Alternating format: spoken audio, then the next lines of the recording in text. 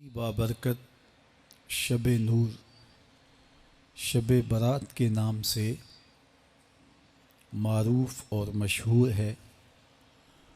اس بابرکت شب کے دامن میں اتنی برکتیں اور اتنی رحمتیں ہیں کہ اللہ جل شانہ گناہ گاروں کو جہنم کی آگ سے آزاد فرما دیتا ہے۔ ام المومنین سیدہ طیبہ طاہرہ سیدہ عائشہ صدیقہ رضی اللہ تعالی عنہا فرماتی ہیں، ایک دن میں دیکھا کہ حضور میرے حجرہ میں نہیں ہیں، تو میں حضور کو تلاش کرنے نکلی۔ جنت البقیع میں آسمان کی طرف سر اٹھائے حضور اللہ سے التجائیں کر رہے تھے۔ مجھے دیکھا تو ارشاد فرمایا، عائشہ کیا تم نے یہ سمجھا کہ اللہ کا رسول تم سے زیادتی کرے گا؟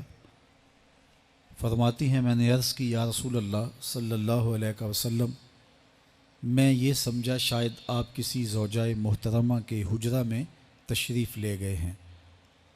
فرمایا آج لیلۃ النصف من شعبان، شعبان کی 15ویں رات ہے، درمیانی شب ہے۔ اس رات کو اللہ تعالیٰ جل شانہ آسمان دنیا پہ نزول اجلال فرماتا ہے اور قبیلہ بنو کلب کی بکریوں کے بالوں سے زیادہ لوگوں کو جہنم کی آگ سے آزاد کر دیتا ہے۔ قبیلہ بنو کلب عرب کا بہت بڑا قبیلہ تھا جو بھیڑ بکریاں پالتے تھے اور لاکھوں کی تعداد میں ان کی بکریوں اور بھیڑوں کے ریوڑ تھے۔ تو اس قبیلے کی بکریوں کے بالوں سے بھی زیادہ گناہ گاروں کو جہنم کی آگ سے آزاد کر دیا جاتا ہے۔ تو یہ وہ بابرکت شب رحمت ہے، شب نور ہے، جس کے دامن میں اتنی برکتیں ہیں کہ کوئی محروم نہیں رہتا۔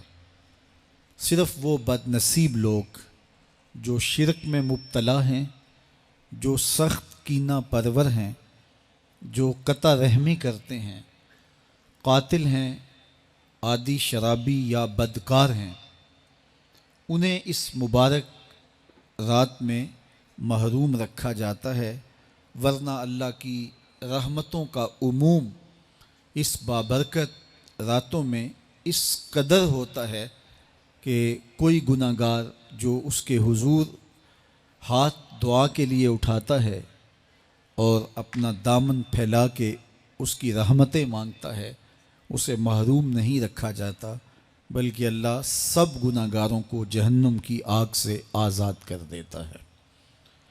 ایک روایت میں آتا ہے کہ اللہ لیلۃ النصف من شعبان، شعبان کی 15ویں رات کو آسمان دنیا پہ اپنی رحمتوں سے جلوہ گر ہوتا ہے اور فرماتا ہے کوئی رزق مانگنے والا، میں اس کی جھولیاں بھر دوں، ہے کوئی مغفرت طلب کرنے والا، میں اس کے گناہ معاف کر دوں، ہے کوئی مجھ سے عافیت مانگنے والا، میں اس کو عافیتوں سے نواز دوں، ہے کوئی فلاں چیز مانگنے والا، ہے کوئی فلاں چیز مانگنے والا، اس کی رحمتیں آواز دیتی ہیں اور یہ آواز غروب آفتاب سے لے کر کے طلوع فجر تک مسلسل بندوں کو دی جاتی ہے، اور بندے اس کے حضور اگر دست طلب دراز کریں، اپنی جھولی پھیلائیں، تو اللہ تعالیٰ ان کو ان کے مانگنے سے بھی زیادہ عطا فرماتا ہے۔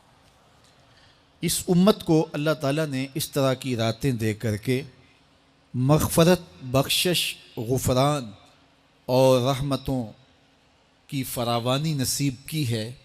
میرے حضور نے ارشاد فرمایا ایک شخص صبح سے لے کے ظہر تک مزدوری کرتا ہے، اس کو ایک قیراط ملتا ہے۔ ایک ظہر سے لے کر عصر تک مزدوری کرتا ہے، اس کا وقت تھوڑا ہے لیکن اس کو بھی ایک قیراط ملتا ہے۔ اور تیسرا شخص عصر سے لے کر مغرب تک مزدوری کرتا ہے، اس کو 2 قیراط ملتے ہیں، جبکہ اس کا وقت دونوں سے کم ہے۔ فرمایا پہلی مثال یہود کی ہے، دوسری مثال نصارہ کی ہے، اور تیسری مثال میری امت کی ہے کہ اس کو تھوڑے عمل پر زیادہ ثواب دیا جاتا ہے۔ تو یہود اور نصارہ نے اس پہ برا منایا تو حضور علیہ السلام نے فرمایا کہ اللہ نے ان کے اجر میں تو کمی نہیں کی، لیکن مسلمانوں کو زیادہ اجر دے دیا، تو یہ اس کی کرم نوازی ہے۔ تو یہ تھوڑے وقت کی عبادتیں اور چند راتوں کی بیداری اور مخصوص اوقات میں اللہ کے حضور عبادت و ریاضت ایک گناہ گار کو کہاں سے کہاں تک پہنچا دیتی ہے، اس کے گناہوں کی معافی کا ذریعہ بھی بنتی ہے اور درجات کی بلندی کا سبب بھی۔ دیکھیے، لیلۃ القدر ایک رات 1000 مہینے کی عبادتوں سے بہتر قرار پاتی ہے۔ اسی طرح دیگر مواقع ہیں کہ اللہ تعالیٰ اس امت کے لیے رکھے ہیں، رحمت رب بہانہ می طلب، اور یوں بھی پڑھا گیا رحمت رب بہانہ می طلب۔ اس کی رحمتیں قیمت نہیں مانگتی اور اس کی رحمتیں بہانہ تلاش کرتی ہیں، تو وہ اپنے بندوں کو بخشنے پہ آمادہ ہے اگر وہ اپنا دامن طلب پھیلائیں۔ قرآن مجید میں ایک مقام دیکھیے کتنا دل آویز ہے، فرمایا ما یفعل اللہ بعذابکم، اللہ تمہیں عذاب دے کے کیا کرے گا؟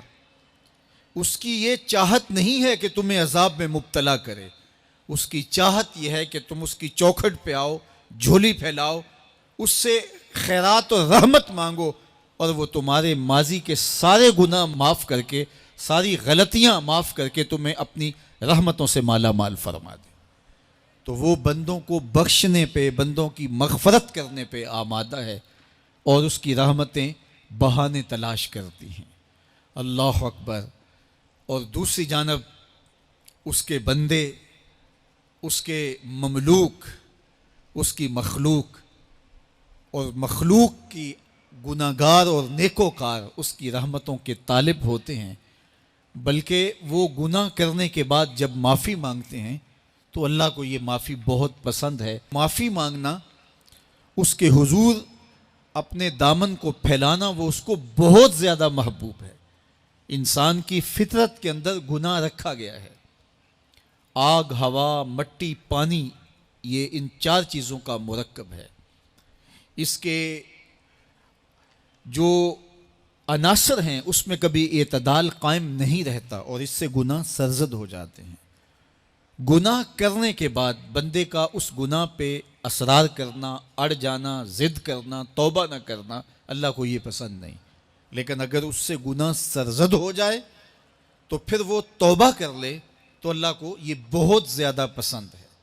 جو اس سے ہو سکے نیکی وہ اللہ کے حضور پیش کرے، لیکن اس کے اندر جو شر رکھی گئی ہے، اس کے اندر جو قوتیں گناہ کی رکھی گئی ہیں، اس سے اگر اس سے گناہ سرزد ہو جائے تو پھر وہ اللہ سے توبہ کرے، اللہ کی طرف رجوع کرے، تو اللہ اس کی توبہ کو نہ صرف قبول کرتا ہے بلکہ اس کے گناہوں کو معاف کرتا ہے اور گناہوں کو بدل کے نیکیوں میں تبدیل کر دیتا ہے۔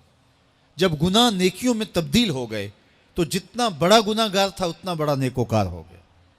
حضرت سیدنا عمر رضی اللہ تعالیٰ عنہ بازار میں جا رہے تھے تو ایک شرابی نے ہاتھ میں بوتل پکڑی تھی شراب کی، تو حضرت عمر ہاتھ میں درہ رکھتے تھے اور آپ کا جاہ و جلال دیدنیت ہوتا، تو جو ہی حضرت عمر رضی اللہ تعالیٰ عنہ کو اس نے دیکھا تو ڈر گیا اور دل ہی دل میں کہا، اے اللہ آج عمر کے قہر سے بچا لے، میں تیری بارگاہ میں سچی توبہ کرتا ہوں، اور جلدی سے شراب کو بغل میں چھپا لیا۔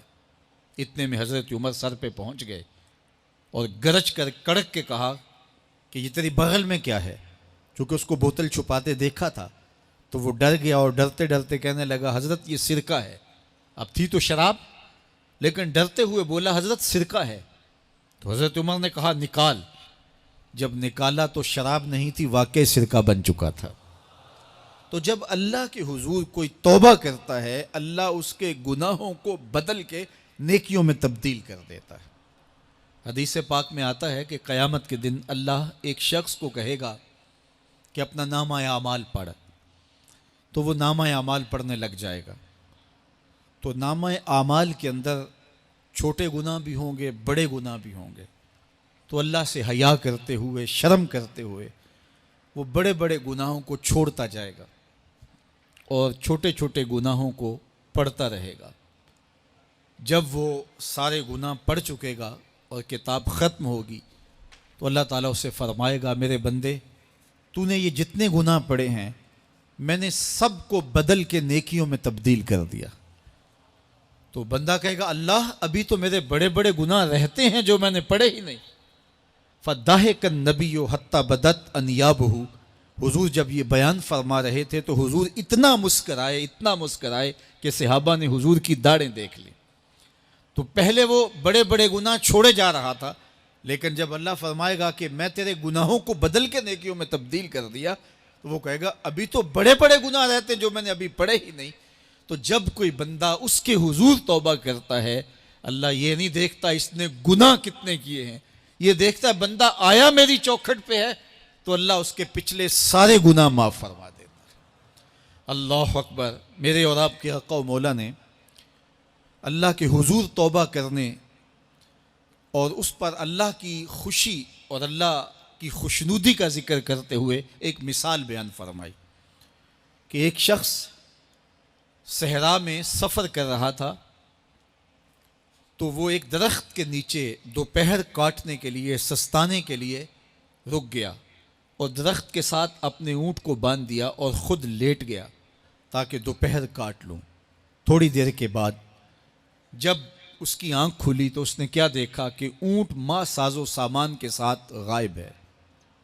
اب صحرا میں اونٹ کا گم ہو جانا گویا زندگی چلے جانے کے مترادف ہے۔